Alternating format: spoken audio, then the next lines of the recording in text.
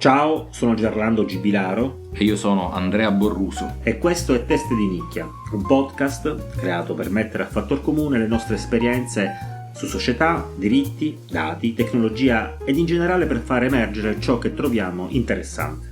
Ci ascolti su Spotify, Amazon Music, Spreaker e in generale su qualsiasi player podcast usando il feed RSS, ma la piattaforma sulla quale pubblichiamo è Substack. Basta cercare Teste di Nicchia Podcast e se ti va, qui puoi mettere un commento non solo per suggerire approfondimenti, ma anche per partecipare direttamente arricchendo tu stesso il contenuto della puntata. Dovete immaginare questo ragazzo di appena 14 anni che diviene membro del gruppo di lavoro che ha redatto le specifiche RSS 1.0 per la web syndication. RSS è uno standard fondamentale per la distribuzione di contenuti su internet. Questo ragazzo ha giocato un ruolo fondamentale nello sviluppo di Reddit, uno dei siti web di social news e aggregazione più influenti al mondo. È stato fervente sostenitore dell'open access, ossia della libera disponibilità di materiali di ricerca scientifica, e in questo senso il caso più eclatante è stato il download massivo di articoli accademici da JSTOR e nel 2007 fu tra i creatori di Open Library, un progetto di biblioteca digitale dell'Internet Archive, ed è stato uno degli editori volontari di Wikipedia. Ha contribuito allo sviluppo delle licenze Creative Commons che, come abbiamo visto, sono strumenti legali che permettono agli autori di condividere le proprie opere legalmente e con meno restrizioni. Ha fondato Demand Progress, un'organizzazione che si occupa di campagne per la tutela dei diritti civili, la riforma delle politiche su internet e la trasparenza governativa. Questo ragazzo si chiamava Aaron Swartz. Aaron è morto suicida all'età di 26 anni nel 2013. Vi sono due film su Aaron Swartz, io consiglio, a me è piaciuto tantissimo, The Internet's Own Boy, e c'è anche un libro, Aggiustare il mondo, la vita, il processo e l'eredità dell'hacker Aaron Swartz, del professor Giovanni Ziccardi. La cosa bella di questo libro è che lo potete acquistare, vi arriva a casa il libro stampato, ma è anche un libro aperto, lo potete scaricare e leggere, visto la sua licenza open, sul vostro lettore. E d'altro canto era questa scelta in perfetta sintonia con il messaggio di Aaron Swartz. Ma perché vogliamo iniziare questa puntata parlando proprio di Aaron Swartz? Innanzitutto perché pensiamo che non se ne parli mai abbastanza. Guardatevi il primo film citato. La vita di questo ragazzo che rimane per sempre ragazzo, e il contributo culturale che ha dato non a internet, io direi complessivo alla nostra vita, rappresenta anche un po' uno spartiacque tra com'era internet, il web prima e come è adesso, ma anche perché vogliamo parlare di feed RSS. I feed RSS, Andrea, che cosa sono? Cioè, parlacene tu di come si sono sviluppati. Noi abbiamo detto subito Aaron Swartz, uno che ha contribuito a crearli, e cosa sono, cosa ci faccio, addirittura noi li citiamo nel messaggio di apertura di Teste di Nicchia. E allora, un po' in questa puntata dimostriamo la nostra età, no? Perché il feed RSS è più o meno anni 90, c'è di mezzo Netscape, i lettori, gli ascoltatori giovani probabilmente non sanno nemmeno cosa è Netscape. Netscape Navigator. Sì, ma non era soltanto, era un'azienda. Con un logo bellissimo. Non era soltanto un browser, era un'azienda, era un sito di contenuti e l'RSS nasce proprio per trovare un modo facile per distribuire contenuti da tutti i siti verso tutti gli altri siti. Faccio soltanto un micro esempio, nei blog, si vede adesso un po' di meno, nella sidebar c'erano i contenuti presi da un altro sito, quindi le 5 ultime notizie che prendo da quel blog e li ripubblico là. Quindi nasce per distribuire facilmente contenuti con una regola di fondo: contenuto di testo strutturato, quindi tendenzialmente testo, perché è la cosa più facile di tutto, strutturato, ovvero c'è un titolo, c'è una data, c'è un link e c'è una descrizione. L'essere standard nell'informatica, ma in qualsiasi cosa, facilita il riutilizzo, l'utilizzo creativo. Io ricordo ancora quando 2006 credo, ci siamo visti e tu mi hai detto guarda, ti faccio vedere una cosa. E proprio parlando di RSS mi hai fatto vedere Google Reader. E allora anche questa è una cosa, un po' una piccola lacrima, nel senso che sia il tempo che passa sia una cosa che funziona molto bene. Google Reader era un lettore di RSS, ce n'è tantissimi, in Sinossi ne suggeriremo un paio. Andrea, scusa se ti interrompo, però diciamo direttamente alle persone che sono meno all'interno delle questioni informatiche, esattamente, spiegaci concretamente cosa ci faccio, cosa ci posso fare, che cosa sono e come li posso utilizzare. Allora, l'utilizzo classico è quello un po' alla televideo, ovvero crearmi un palinsesto di notizie che creo io, perché il feed RSS può essere pubblicato dalla protezione civile a un sito musicale. Io ho i miei gusti, leggo dei fumetti, leggo certe notizie e mi creo una sorta di televideo personalizzato, categorizzato. Quindi hobby, lavoro, X. Con uno di questi aggregatori, molto semplice, prendo uno di questi aggregatori e devo dire prendi i contenuti da questo posto. Esatto. A quel punto ho il mio elenco di notizie che si vanno arricchendo man mano che vengono pubblicate, quindi proprio come il televideo, man mano che esce la notizia io la vedo pubblicata. Google Reader era un lettore eccezionale per fare questo, era molto leggibile, molto usabile da PC, da smartphone.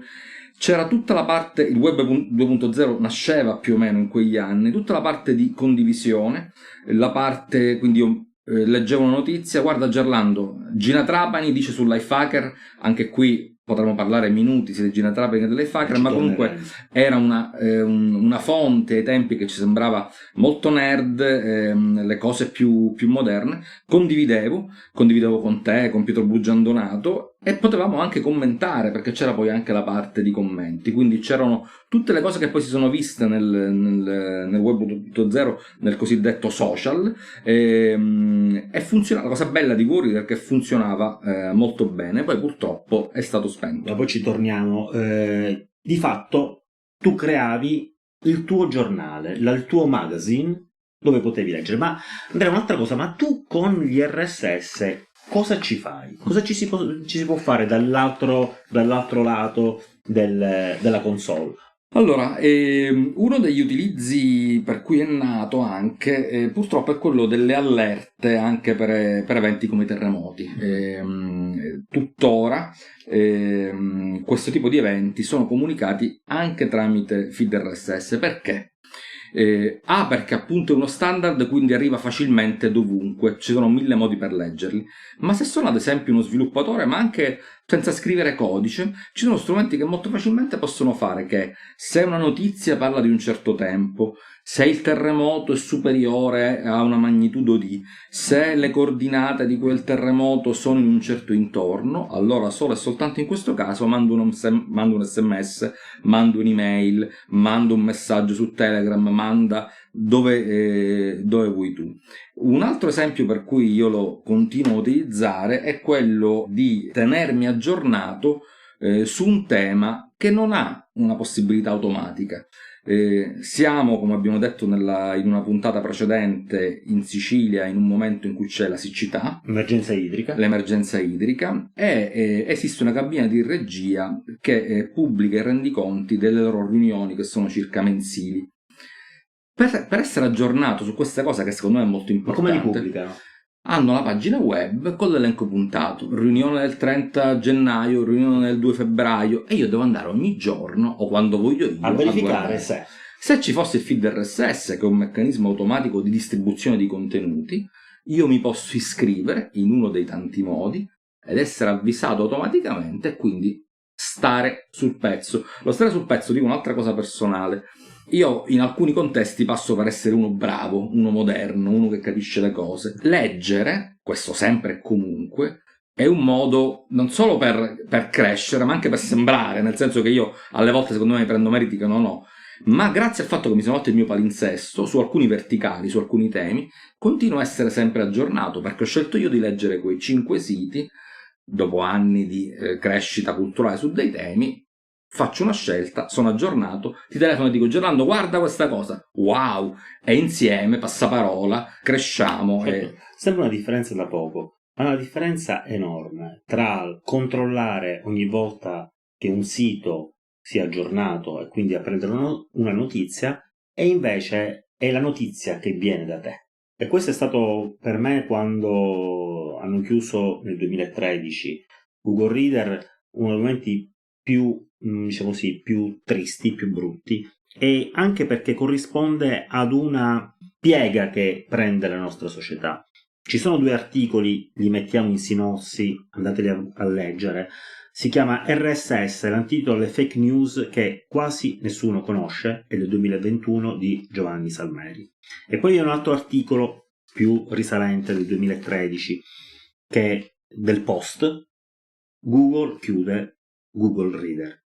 In questi 2 articoli, quello di Salmeri dice praticamente ogni utente sarebbe in grado di costruirsi il suo giornale che combina tutte solo le notizie delle fonti che lui giudica rilevanti e che nessuno potrebbe vincolare in nessun modo. Questo è quello che abbiamo già detto di aggregare le proprie notizie. Nell'articolo del Post invece si parla della chiusura di Google Reader, chiusura incomprensibile, e si dice Google aveva sottratto a Google Reader i suoi sviluppatori per veicolarli invece sull'aspetto social. Open Social, Buzz, Google+. Chi di voi si ricorda di questi social? Nessuno, perché sono stati tutti fallimentari. La realtà è che Google Reader, io non sono un complottista, Google Reader era dannoso per la politica dell'azienda in ordine alla diffusione delle notizie. Con Google Reader ed in generale con tutti gli aggregatori non è possibile che il canale di diffusione delle notizie eserciti un controllo sui contenuti diffusi. Dal punto di vista economico, poi, questo viene detto anche da Giovanni Salmeri, da uno standard aperto e libero è ben difficile guadagnare, ma soprattutto io aggiungerei non è possibile controllare e veicolare il pensiero. Oggi si preferisce essere imboccati attraverso social, attraverso contenuti che ti danno direttamente loro da leggere e da pensare. Tu pensa che a proposito di questo, in Facebook l'ordine, il palinsesto, il televideo dei contenuti è scelto, diciamo, dall'algoritmo. Esiste un'estensione che io mi sono installato per fare in modo che l'ordine dei contenuti sia essenzialmente quello per data, senza che ci sia qualcuno che sceglie che mi deve fare vedere una pizzeria o il post di un amico mio che parla di Palestina. E a proposito di palinsesti, sulla Rai? Allora, sulla Rai, come abbiamo detto, i podcast sono RSS, noi lo diciamo sempre in apertura. Visto che nasce per distribuire contenuti, anche i podcast si distribuiscono tramite feed RSS. Una scelta che non mi piace che ha fatto la Rai nella sua parte, diciamo, legata ai contenuti audio, ha fatto la sua applicazione, e in questa applicazione però non c'è anche il feed RSS, quindi se tu vuoi utilizzare un tuo player e prenderti contenuti da Spotify, da Spreaker, da Amazon Music, dalla Rai, perché vuoi seguirti quelle 4 cose che non sono dovunque, sono una cosa lì, una cosa là, e ti costringe il tuo palinsesto. Con l'applicazione, con i contenuti Rai non lo puoi fare, devi utilizzare la loro applicazione, ci sono sicuramente anche motivi commerciali, ci mancherebbe, ma quindi sei costretto a installarti l'applicazione X, l'applicazione Y per seguirti quello, seguire quell'altro. L'intuizione di Jano Schwartz della libertà di scelta, ti puoi seguire qualsiasi cosa, dalle cose imbecilli alle super cose colte, è una cosa ancora molto rivoluzionaria, e un po' ci stiamo appiattendo rispetto a contenuti proposti da altri. Io ti voglio fare una domanda, ma se un sito, una cosa un po' più tecnica, non ha un feed RSS, io posso costruirmelo? Posso crearlo? Sì, chiaramente devi avere un po' di conoscenze tecniche, ma anche molto, molto di base. Nella gran parte dei casi lo puoi fare facilmente, perché siccome anche l'HTML, cioè il linguaggio in cui è scritto il web, è un linguaggio di testo strutturato, tendenzialmente le pagine di contenuti hanno ad esempio un titolo, un corpo del testo, un hyperlink, quindi devi imparare a costruire una cosa che si sfoglia una pagina web come quella della cabina di regia sulla siccità in Sicilia, mappare soltanto quelli che sono i titoli, riuscire se puoi a mappare le date, che può essere comodo, così ti fai anche un progressivo, e trasformarlo in un file XML, perché il feed RSS come formato è un formato XML. I feed sono morti, ci sono, per fortuna ci sono ancora tantissimo. Se ne parla tanto, si dice è morto, l'RSS non serve. Ogni anno escono almeno un paio di articoli importanti, un po' anche questo nostro, tutto sommato, non è importante, ma è una puntata in cui anche noi ci riponiamo. Secondo me potrebbero un po' più risorgere ancora di più. Allora, non sono morti, sono attuali. Sì, c'è un elemento secondo me molto interessante. Ho detto che è testo strutturato, quindi è testo tendenzialmente. I motori di intelligenza artificiale si chiamano in realtà Large Language Model LLM, sono specializzati, sono calcolatrici per elaborare testi. È quello che sanno fare bene. Okay. E visto che gli RSS sono distribuiti soprattutto come testo, è uno dei contesti in cui, mettendo insieme le cose, si potrebbero fare faville su contenuti che scegliamo noi e di cui magari ci facciamo un po' aiutare dall'intelligenza artificiale, con una classifica però in cui l'algoritmo siamo noi, cioè noi parliamo con l'intelligenza artificiale e diciamo: guarda, a me piace un po' di più le notizie che parlano di tecnologia, di giovani, di Sicilia, e faccio avanzare, faccio sintesi su alcune cose. Quindi l'altro elemento chiave è che secondo me ci stiamo un po' appiattendo a letture troppo veloci. Io ho la sensazione, chiacchierando con te, chiacchierando con altri, che questo un po' ci stia di nuovo cominciando a stufare, che probabilmente il giro cambia e feed RSS può essere un piccolo, di nuovo, punto di partenza. Benissimo. E allora, cara Rai, se pubblichi un feed RSS, sei una testa di nicchia. Teste di nicchia è un podcast autoprodotto. È scritto da Andrea Borruso e Gerlando Gibilaro.